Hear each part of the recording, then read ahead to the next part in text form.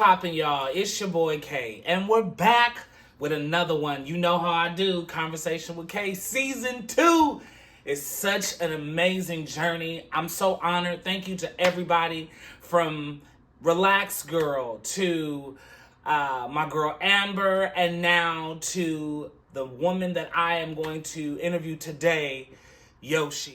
She is dealing with sickle cell anemia, and today we were going to sit and have a conversation one-on-one, me and her, to unfold and just hear her story and her journey and how she deals and struggles with this disease. But unfortunately today, she wasn't able to get released from the hospital to be here with me one-on-one. So what I am going to do is I'm going to grab my phone. I can't take full production today like I would love to, but I have my phone, and y'all know I'm going to still give y'all it the right way, the best way. And we're going to go in and we're going to talk to her as she struggled with this disease, sickle cell anemia. All right. Hey, guys.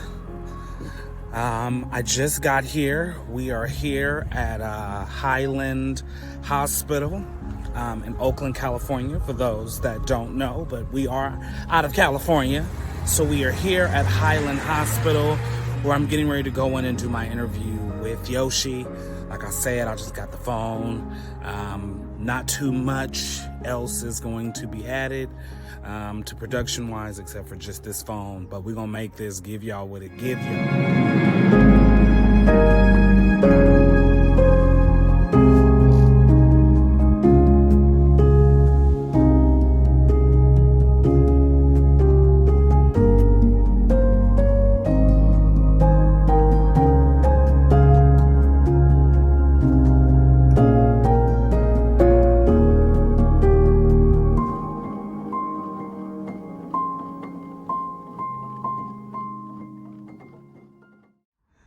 What's poppin', y'all? It's your boy K, and yes, we're here.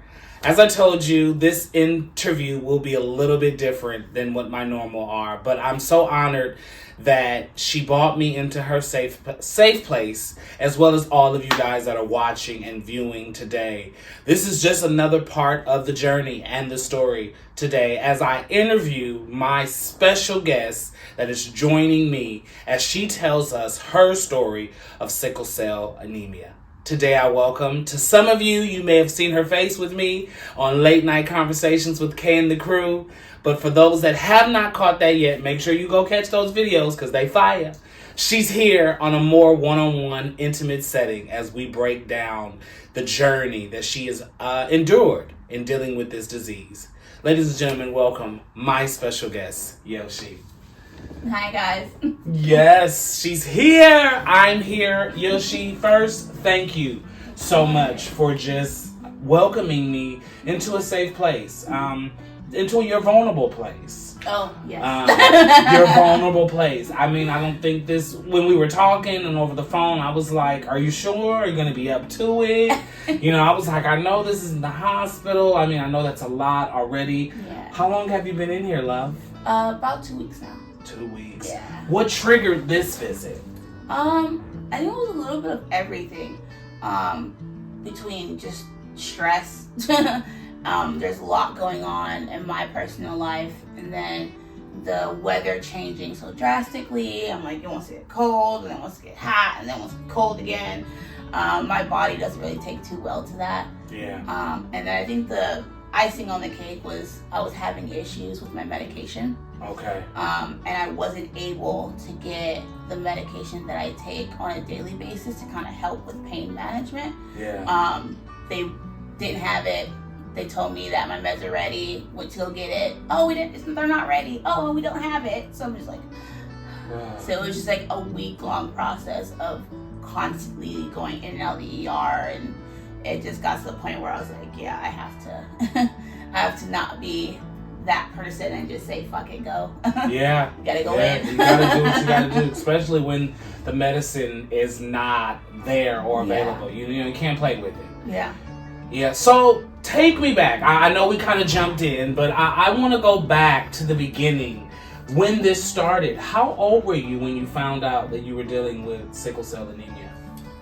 If I'm not mistaken, I was like 2 days old. Wow. I got it at birth.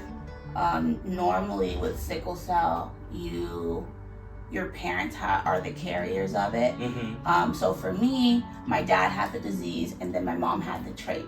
And out of all of my siblings, I'm the only one that has the disease.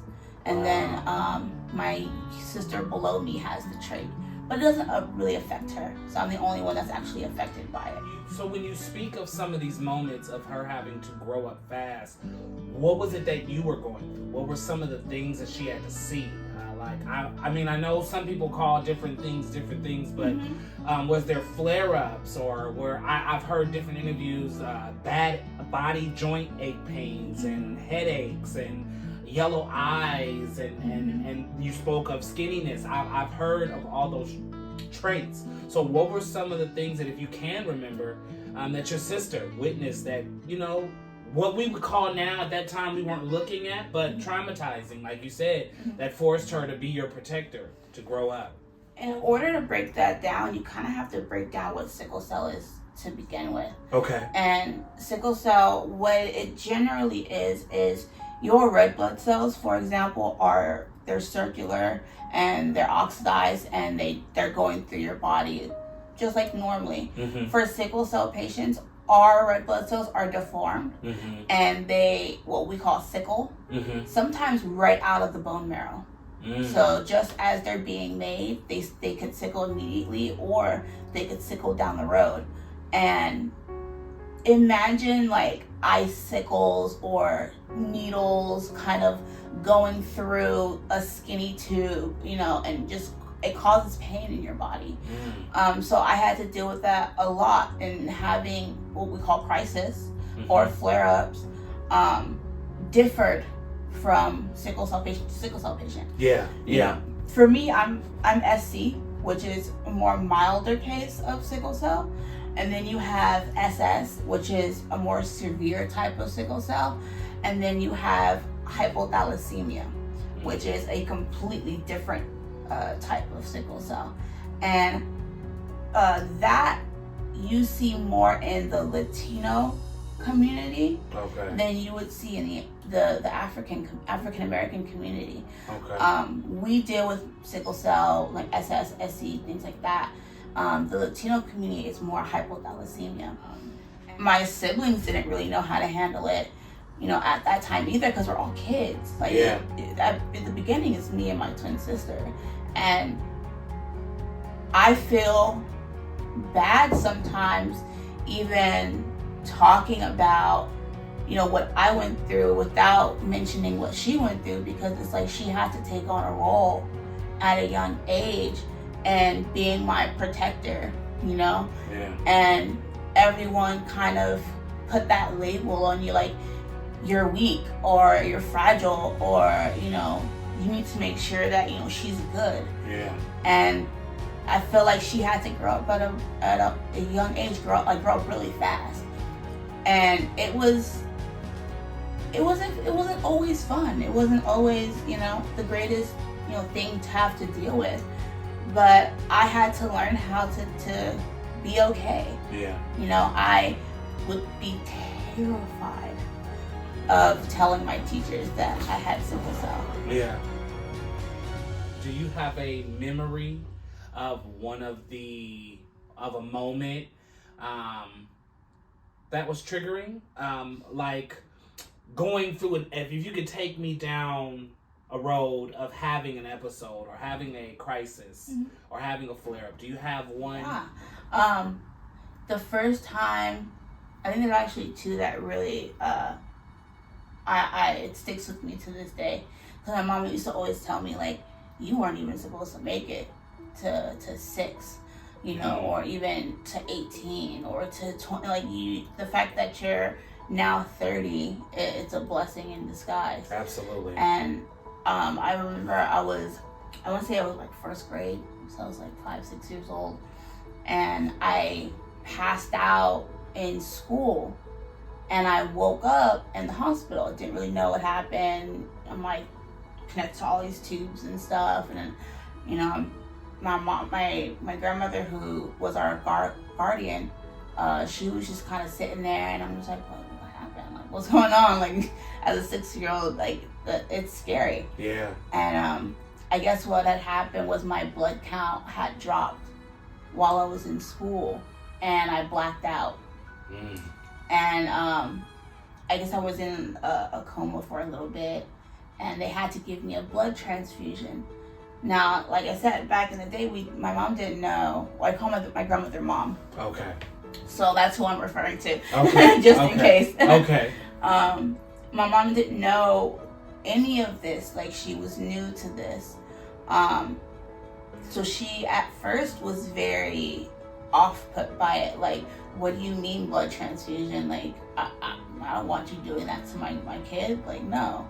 But then they had to convince her to actually allow me to get it. Yeah. And when I did get it, my body tried to reject it, which put me in another coma. And that terrified my mom, because it's like it's your biggest fear. Like, you're watching your kid suffer and like go through all this and not know what to do and not know how to take it away or make it better.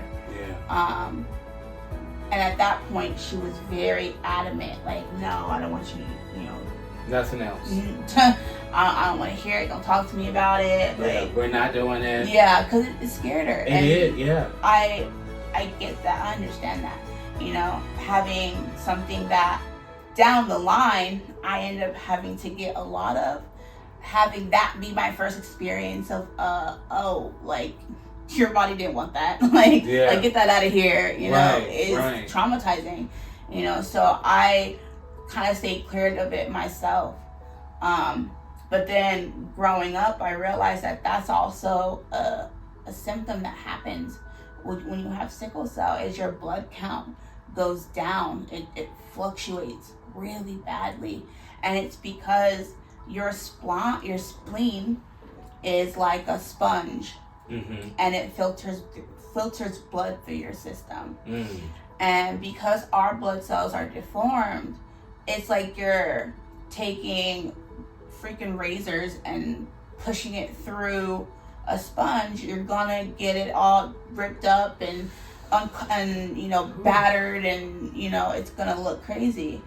And for us, most sickle cell patients, we don't really have our spleen past a certain age.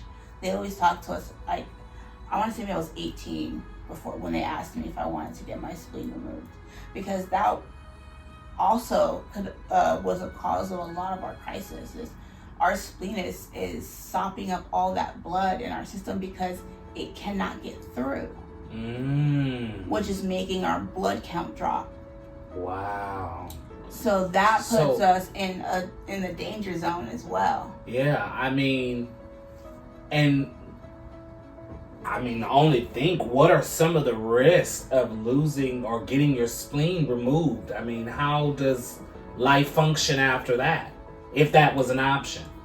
I don't really know, to be honest, 'cause I still have mine. Okay. Or whatever is left of it. I don't know what it looks like at this point now. But it's. And when you say that, why do you say that? Has it deteriorated over? Oh yeah. Time. After so many years of having to filter out sickle blood, it's not going to look the same. It's going to be worn out. It's going to, have tears. It's going to, be a lot more sensitive than a normal person's spleen.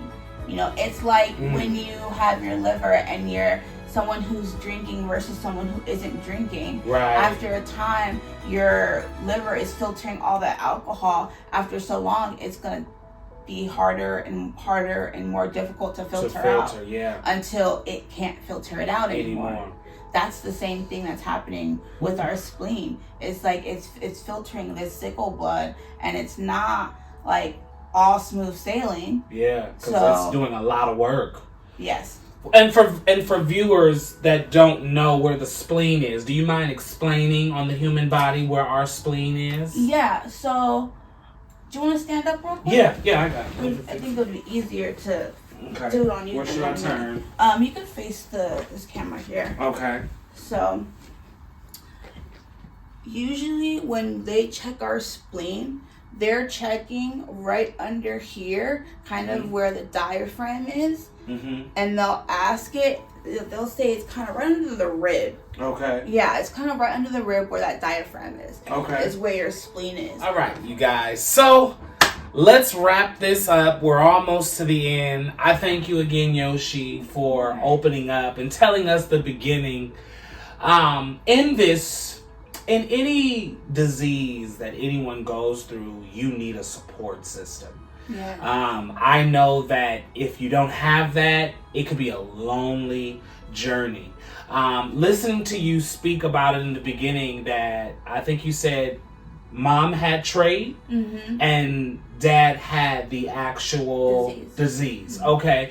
Have you ever spoke with him, like how? Well, dad. Let's start with dad because he has the trait. So does he go through the disease? The disease. I'm sorry. Does he have the disease? Does he go through the ailments and the ups and downs? Yeah, he does.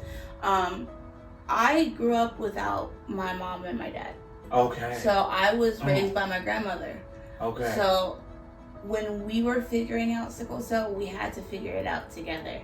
I did a lot of research, a lot of, trial and error, talking to doctors and nurses and figuring out what's happening to my body. Yeah. As I got older.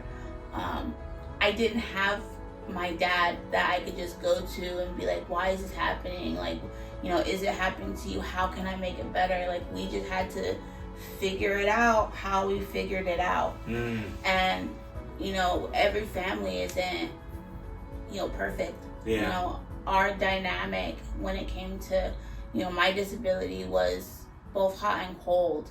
I didn't get to have a relationship, like a real relationship with my dad until I was 18. Okay. And that was through my own volition. He made his decisions in his lifetime. We made our decisions in ours.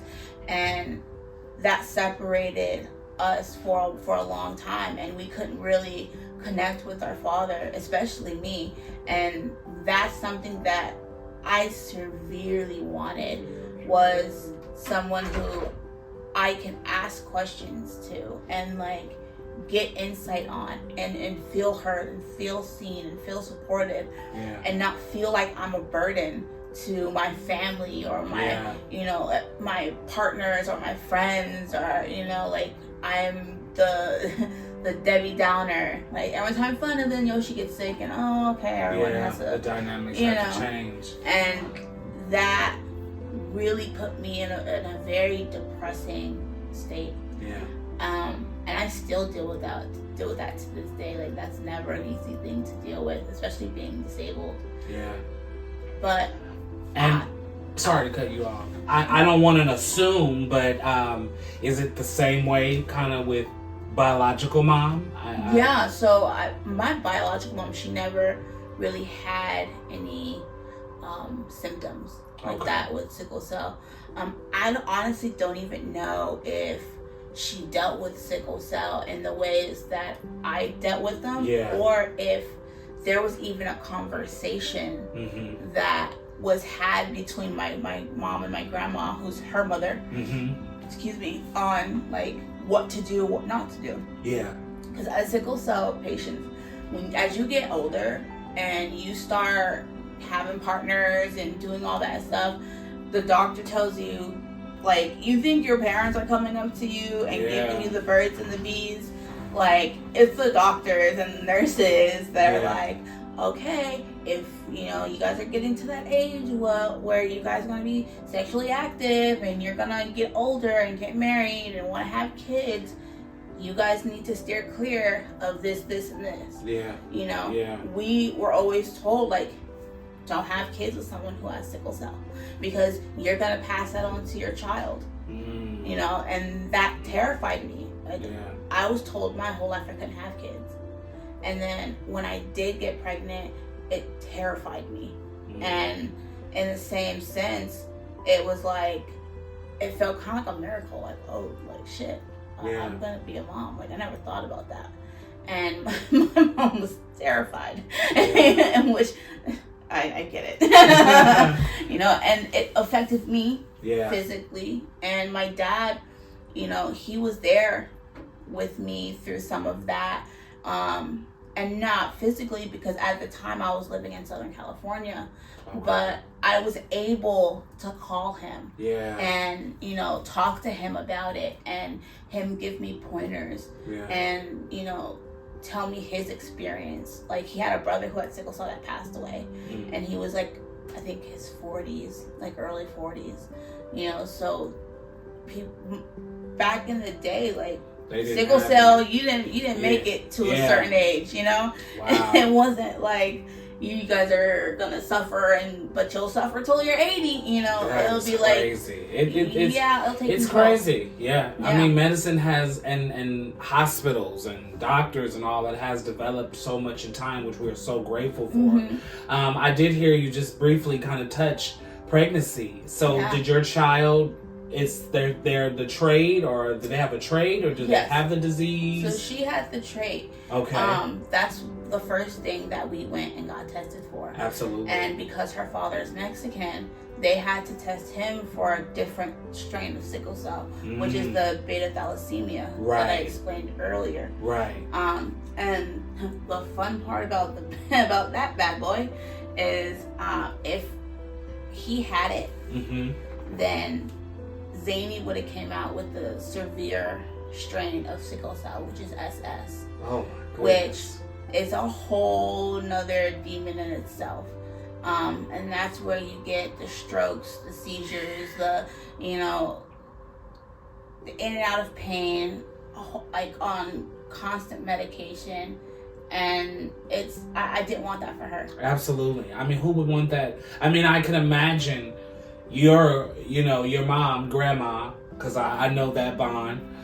She didn't want this for you, you know, to see, like you say, to see my baby having the suffering. So I truly think that, like you said earlier, God knew, like, okay, I'm not going to give you that battle too. You know, I know you're strong, but we won't give you that battle too. And grace for that, because 100%.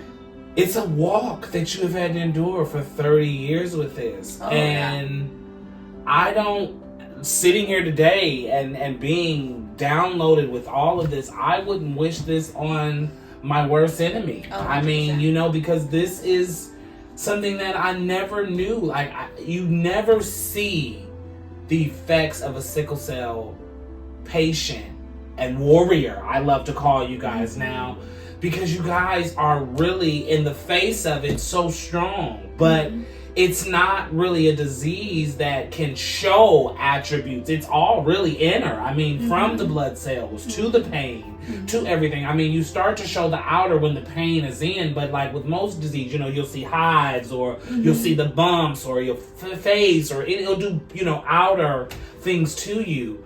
But you guys are warriors that deal with this because it attacks from the inside. And that's a I mean, on days when you can't feel like you can't get up out of bed, when you can't move, and you can't, starting as young as, like you said, 2 days old. What do you think life would be if you didn't have your sister that was with you on this journey? Honestly, my family is a godsend. Like, me and my sister, we didn't always see eye to eye. Yeah. But sisters. She was my rock. Yeah. Like, I didn't know until I got older that a lot of the things that she chose to do career-wise was because of me. Like, she wanted to be a massage therapist and be able to work with people that go through, you know, pain and pregnancy and, you know, all this stuff. And she knew what she wanted to be even at 5-6 years old, you know, dealing with me and giving me, you know, massages and helping me with my pain and doing all of that. And like, it really made me emotional when I heard that, like, come out of her mouth. Like, it was like, wow, like, I didn't know that I was affecting you like that, like, not just in a negative way, but in a positive way too. And even to this day, like, every time she is like talking to someone that's a chiropractor or acupuncturist or does anything holistic, or is, you know, talking to co-workers or, you know, people that she just runs into because she's not doesn't practice anymore. Okay. But even then, she'll always bring me up, or bring my name up, because she's like, oh, okay, well, my sister does this and she has this. Like, is there anything that, you know, would help that? You know, and the first thing she does, she's calling me, hey, yo, so I was talking to so-and-so. Yeah. And I got this. Right? And we're about to try this. Constantly. And amazing. She's my idol when it comes to that. Like, she's the reason why I chose to go on the path of holistic healing. Yeah. Instead of dealing with taking dark side of opioids and morphine and Dilaudid and you know, God. The stuff that they want to shoot us up with because we are the minority. Yeah, and it's crazy. And you said something very powerful. Like, we suffer from the inside out. To everyone else, we look normal, but when we tell people, like, I was terrified to tell people I had sickle cell because I knew they were going to look at me differently. Yeah. And people were just like, oh my God, I didn't even, like, you look so healthy, you look so normal. Yeah. And that's a gift and a curse, because growing up, you're in pain, you want to cry, you want to, oh my God, it hurts so bad, you know? Yeah. And then you have doctors and nurses that are looking at you like, what? Like, why are you being so dramatic? Like, you stop all that yelling, stop all that crying. Like, that's not gonna make you better. It's not gonna take your pain away. Right. And you hear it so often that you say, okay, fine, and you start to internalize that. Yeah. And now, when you're in pain, I could be having a conversation with you and still be dealing with pain because I had to learn how to deal with it from the inside and lock it up. And now that I'm doing that, you don't look like you're in pain. You don't look like you're hurting. Yeah. Are you sure? Like, there's not a person with sickle cell that has not told me that they've been looked at as a drug addict or as someone who's just faking it to, you know, to get something to help them feel good, and, you know. And it's just like, do you think we wanna, right? You think I wanna act like this or play like that? No, like, I don't. Do you think I wanna terrify my friends and family all the time and be strapped to a machine, getting medication that I don't like having opportunities snatched from under me, not being able to be the mother that I want to be to my child, and her having to grow up thinking that she has to protect and take care of me? It's like, no. Yeah. Like, nobody wants that. Right. You know? So it's like, people, they don't know how to have empathy for sickle cell patients. Yeah. You know, because to them, we're one and the same. And it's not that way. I hear you. You know? I hear you. And when it comes to support, people don't know how to support us. Yeah. Because the longer you're in it with them, the more you involuntarily program yourself to become Superman. Yeah. You just are so like, you don't have to give the burden exactly to everyone else. And it's also like anyone. The longer they know me, the longer they're around me, they want to turn into, I want to protect her. I want to do this. I want to, you know, find this cure for her, and I want to take her pain away and do all that. And I'm like, I'm not asking you to do that because I know that's almost impossible. Yeah. And that in itself is a burden that can break anybody. Yeah. Like, there was only one person in my whole entire life, you know, who's passed on now, but he was my brother. You know, like, he grew up with me, and he was one of my biggest protectors. Like, when I was sick or when I was dealing with all that, I didn't trust anybody because I always felt like that. Like, that I was just putting on a burden. I was, you know, being judged. I was being bullied or talked about, or nobody was believing me. He was always there. Yeah. You know, I have had moments where I've passed out in the hallway at school, and my friends or my mom calls him and he takes off running from wherever he's at.